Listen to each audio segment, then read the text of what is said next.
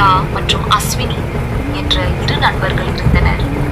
அதில் அஸ்வினி தவறான நண்பர்களுடன் சேர்த்து கொண்டு தவறான பழக்கங்களை பழகி கொண்டிருந்தாள்.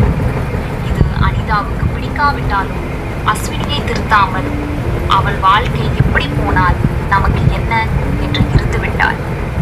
ஒரு நாள் அனிதா தன் பாட்டியுடன் பேசிக் கொண்டிருந்தாள். அப்பொழுது பாட்டி ஒரு கதை சொன்னாள். ஒரு நாள் தண்ணீரில் எறும்பு அடித்து செல்லப்பட்டது. அப்பொழுது அதன் வழியாக சென்ற பறவை அந்த எறும்பை காப்பாற்றியது.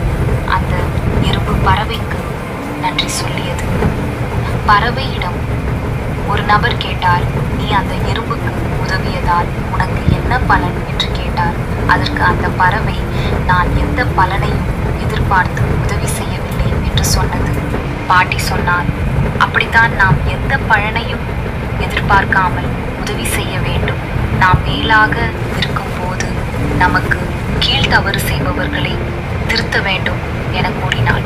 இப்பொழுதுதான் அனிதாவுக்கு தான் செய்த தவறு புரிந்தது. தன் தவறை எண்ணி வருந்தினாள்.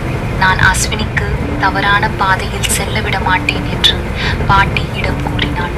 இதை கேட்ட பாட்டி பேரானந்தம் ஆகிவிட்டார்.